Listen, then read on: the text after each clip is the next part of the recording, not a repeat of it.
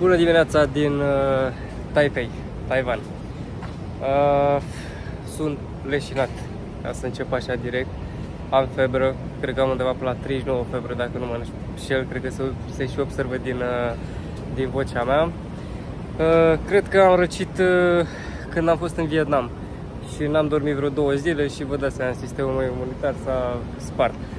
Am plecat din Vietnam, m-am dus în Kuala Lumpur, Malaysia, care, după părerea mea, e de evitat, adică n-ai ce să vezi acolo, în afară de Petronas Tower, nu e absolut nimic de văzut. Bun, cu toate că sunt răcit acum, sunt super fericit că sunt în Taipei. Cred că n-am văzut în viața mea sau n-am auzit în viața mea un oraș atât de liniștit. Deci pur și simplu nu se aude nimic pe stradă, toată lumea e relaxată. Nu știu, cred că e de mutat aici cândva, poate pe la bătrânețe. În fine, vreau să vă iau cu mine acum la câteva obiective turistice. O să mergem să vizităm Taipei Tower sau Taipei 101, cum îi mai spune. Și da, hai să-i dăm drumul. Taiwanul e cumva o combinație între Japonia și China. Dar, adică vibe-ul ăla de Taiwan se simte ca și cum ai fi în Japonia. Și încă o chestie ciudată pe care am observat-o prin țările astea asiatice, Vietnam, Malaysia și Taiwan, nu există farmacii deschise non-stop și eu sunt spart. Am aterizat ieri pe la 2, dacă nu mă înșel, și am ajuns la cazare la ora 5, iar de la ora 5 până la 3 dimineața am dormit în continuu, am fost spart rău de tot. Da, de la 3, sincer, nu m-a mai luat somnul și a trebuit să stau, să ies pe afară și să pierd vremea. Ce mișto că, nu știu, cred că au fost 3-4 persoane până acum care mi-au spus Welcome to Taiwan. Bine, și mecla mea e cam de asiatic. Cred că e prima dată când ajung într-o țară din asta, din Asia, și nu mă întreabă ea dacă sunt localnic. În Vietnam toată lumea vorbea cu mine în vietnameză, în Malaysia tot la fel, toată lumea vorbea în cea de limba oia. Numai aici văd că lumea e ok.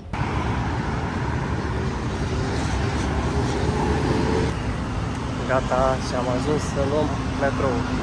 Uitați ce clădiri construiesc ăștia pe aici.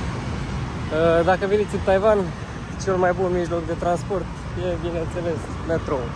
E foarte bine pus la punct, nu aveți absolut nicio problemă și e și foarte ieftin, părerea mea. Adică, nu știu, dați undeva pe la 6 lei, 6-7 lei, cam în orice direcție.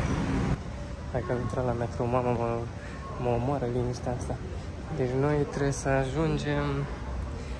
Mamă, complicat, rău de tot. Gata, noi suntem aici, trebuie să ajungem aici, în zona asta.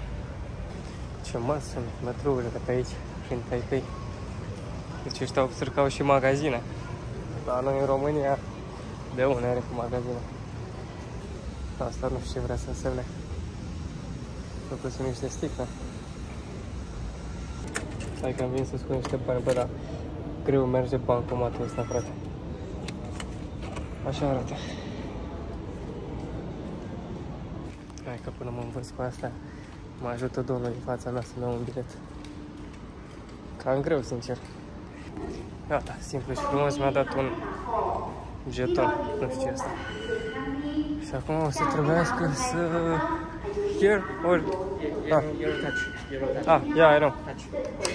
Gata, doamne știu. Niciodată să n-aruncați asta când veniți aici, pentru că dacă l-aruncați,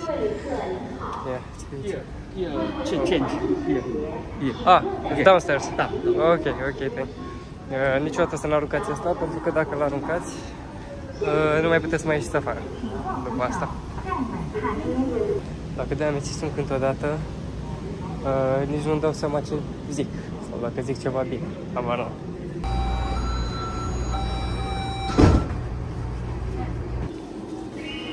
Hai să vedem, e ceva de capul lui sau nu. Acum o iau la pas pe scări aici.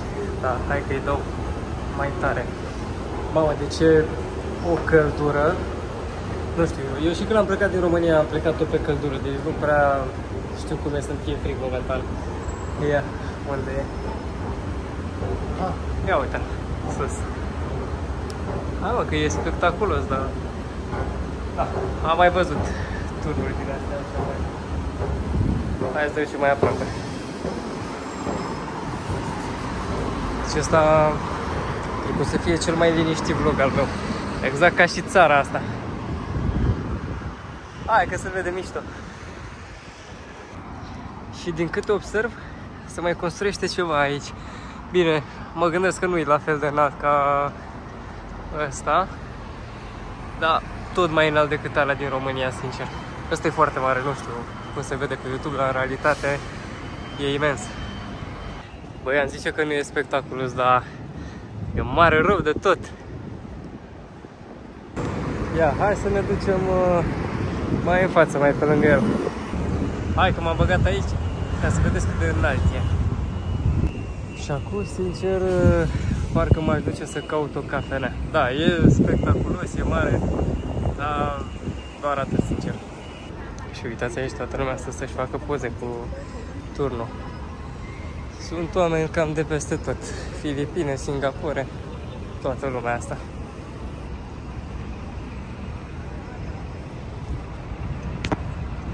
Și cum se vede turnul în comparație cu mine. Cam mare pe lângă mine, sincer. Hai că e bine, am greșit metroul de 3 ori. Ia 3 ori am ajuns la Mama Drept. Nici nu știu unde sunt. Începe să mă ia febra puțin. Am luat naiba o pauză de, nu știu, de stat jos, că sunt spart. Cum o să greșesc metroul de 3 ori până acum l-am greșit? Foarte complicat, e mare, e imens, sincer. Bă, mă dracu să-mi iau o apă, de fapt, de la Family Mart-ul ăsta, că sunt spart. Văd că a început febra să mă ia și... na, nu e ok. Dar mai am vreo 3-4 stații de metrou și ajung acasă.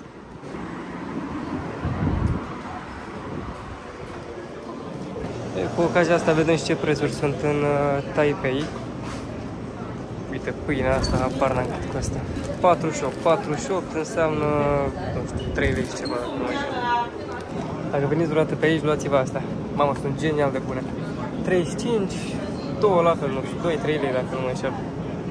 Și ca să fentați foamea zilnic, astea sunt extrem de bune. Nu neapărat asta, dar în general toate astea de aici. Ăsta e... că nu scrie, 75. Da, deci nici măcar 10 lei. Deci foarte ieftine, uite, ăsta cu bif, 79, tot la fel, nici măcar 10 lei. Ăsta 89 cu niște, nu știu ce să ăștia cărnați. Ce mai e pe aici? Sushi, dacă vă place sushi. Hai, m-am luat tot în penie din asta, că văd că apa nu o găsesc. Bă, nu știu cât va costa, dar zice că are proteine, sincer. Și aș cam avea nevoie de ceva proteine în momentul de față, că, na, febră. Da, sunt ok și la febră. Când am ajuns aici am avut undeva pe la, nu știu, cred că 40, dacă nu mă înșel. Deci am fost terminat. Eram în avion și mă gândeam în sinea mea așa, băi, abia aștept să mă bag într-o pătură ceva și să dur până mâine. Bingo. Hai. Să sperăm că nu mai greșim de data asta. Hai că într-un final am găsit și eu stația de metrou corectă. Băi, cât de cald e, frate, 41 de grade în octombrie. Nu știu ce e în partea aia, dar am o lene să mă duc, dar hai să mergem. Până ăștia sunt exact ca japonezii, cu anime-uri, cu tot felul de prostii. Văd numai oameni îmbrăcați în cosplay-uri din astea. Stați așa că vă arăt acum imediat. Au, mama, trebuie să-mi iau și o prostie din astea. Ce mișto sunt. Am mai văzut din astea prin Hong Kong. Uite ce catenică sunt astea.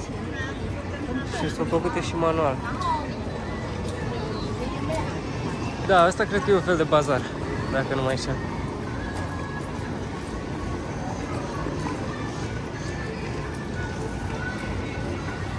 Și uite, dacă vă uitați sus, în partea aia, spre exemplu, uite, dau și mai aproape, sunt numai astea, anime-uri, tot felul de prostii din astea. Bine, prostii, că și eu m-am uitat la ele când erau mai micuți. Acum nu m-aș mai uita, sincer. O luăm la pas.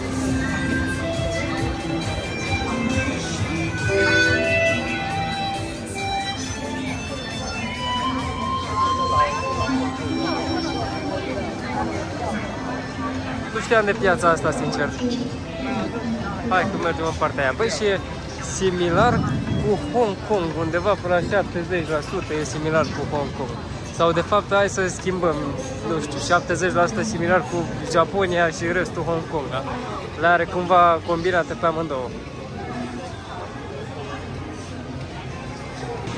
Ce nu are astea, clădirile din Hong Kong. În rest, da, mai simt exact ca acolo. Și o chestie destul de interesantă, hai că vă arăt pe partea asta. Taiwan e numărul 1 la street food în toată Asia, din câte am înțeles. Ce mă salută lumea, bine, unii mă și înjură că tot filmez pe aici. Da, n-am încercat până acum street food, eu mănânc cam de pe la 7-Eleven, nu știu, că e foarte ieftin și foarte bun. Am văzut, astăzi am luat niște pui cu cârnăciori, ceva, am dat 10 lei, sincer. Deci foarte ieftină mâncarea, într-adevăr. Nu e la fel de ieftin ca Vietnam și Thailanda.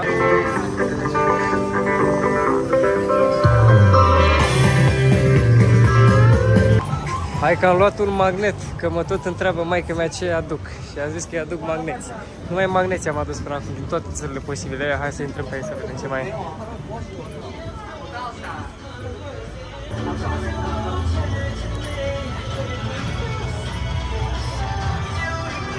Da, nimic interesant. Hai să mergem la altă parte. Bine, eu acum vă iau cu mine în drumul spre casă, sincer. Dar văd că e aproape piața asta. Băi, și dacă stau să-mi aduc bine aminte, am mai fost aseară pe aici. Ia, hai să vedem ce e în partea asta. Tâmpenii din astea de pierzi în continuu la ele. Astea sunt ca păcănelele. Gata, și în stânga e cazarea mea. Am luat o cameră destul de micuță. Nu știu, dau cam 75 de lei pe noapte. Ia, hai că pe aici să mai trece și pe roșu.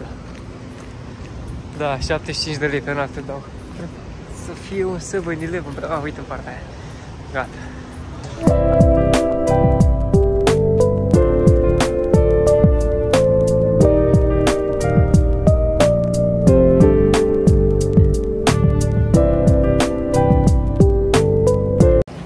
Doamne ăștia, am ajuns. Observați fața mea cum arată. Da, mergem să dormim, că nu mai rezist. Mi-a plăcut, a fost ok, numai că, vai de capul meu, dar ce față, am niște cearcăre. A fost ok, dar trebuie să mă duc să recuperez zilele nedormite.